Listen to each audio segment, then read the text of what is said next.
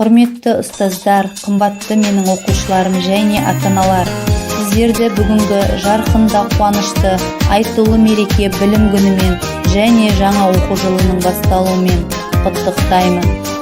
Биылғы жыл бірнеше атаулы мерекелермен.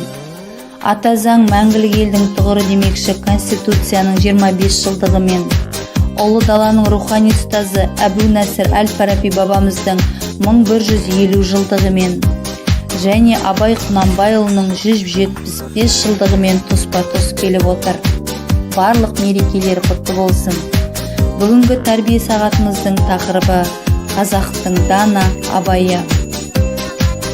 Сабақта біз қазақтың ұлы ақыны Абай Құнанбаев атамыз туралы ой бөлісеміз. Сабақтың мақсаты ұлы ақынның өнегелі өмірімен танысу, шығармаларына шолу жасау, өлеңдерін, әндерін мәнерлеп айтқызу, Абай шығармашылығын сүйіп оқуға, өмірін, қасиеттерін үлгі ете отырып, білім, ғылымға құмарлығын арттыру, жас ұрпақты Абай шығармашылығын танып өсуге тәрбиелеу, адамгершілікке, табиғат әсемдігін түсінуге тәрбиелеу. Біреулерге болғанмен айдала, басын иіп тәу етеді бар дана, ұлы Абайды дүниеге әкелген құдіретіңнен айналайын сардала. Абай Құнанбайұлы ұлы ақын, Абай дана, ойшыл, жазушы, ағартушы, философ, классик, Абай аудармашы, Абай сазгер. Абай 10 тамыз 1845 жылы қазіргі Семей облысының Шыңғыстау бөктерінде Қарқаралының аға сұлтаны Құнанбайұлының 4 әйелінің бірі Ұлжаннан туған. Негізі хатқа түскен аты Ибрахим болса да, әжесі Зере еркелетіп Абай деп атап кеткендіктен біз де солай айтып жүрміз. Абайдың атасы Өскенбай дала халқының әділдейі болған. Абайдың әкесі Өскенбай ұлы Құнанбай өз заманындағы атақ-даңқы алысқа кеткен беделді адамдардың бірі болған. Қарқаралы уезінің аға сұлтаны болып сайланған. Шешесі Ұлжан шешендік пен тапқырлықпен аты шыққан. Абай 10-12 жас аралығында мұсылманша оқып хат таныған. Ал 12 жасында Семейдегі Ахмет Риза медресесіне оқуға түседі. 14 жасында 3 ай орыстың Приходская школасында орысша сабақ оқиды. 15 жасынан бастап әкесіне көп көмегін тигізеді. Ел жұрты Абайды би етіп сайлайды.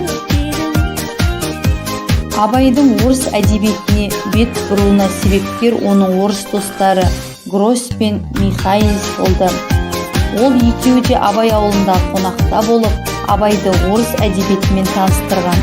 Абай Пушкин, Лермонтов, Крылов, Толстой, Тургеневтің еңбектерін оқыған. Абай қазақ тілінде Евгений Онегинді аударды. Қазақ тілінде Крыловтың бірқатар шығармаларында аударды. Жаңа заманның ретімен Абай білімге ден қойып, араб, парсы, түркі тілдерін үйренді. Сол кезде шығыс тілдерін Абайдан артық білетін адам болмаған. Абайдың 170 өлеңі, 56 аудармасы, 45 қара сөзі бар. Ақынның өз балалары: Ділдадан Ақылбек, Әкімбай, Әбдірахман, Райхан, Құлбадан Мағауия, Әйгерімнен Тұрағұл, Микаил, Ізкаил, Кенже. Талантты балалары Әбдірахман, Мағауия, Тұрағұл, Михаил. Мына жерде Абай өз отбасымен 1903 жыл. Суретте Абайдың Ділдадан туған тұңғыш баласы Ақылбай және Абайдың өзі және Әйгерімнен туған ұлы Тұрағұл 1896 жыл. Ғылым таппай мақтанба өлеңі. Өлең сөздің патшасы, сөз сарасы. Жасымда ғылым бар деп ескермедім. Мұражайларға саяхат. Ұлы Абайдың әжесі Зере мен анасы Ұлжанның кесенесі мұражайдың алдындағы Абайдың бюсті.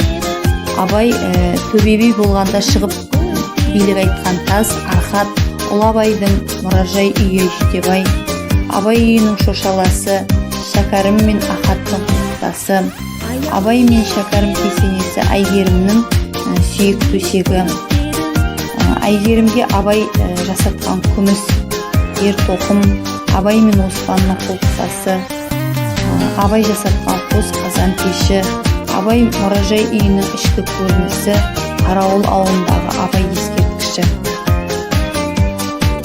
Жүрегімнің түбіне терең бойла, мен бір жұмбақ адаммын, оны дойла.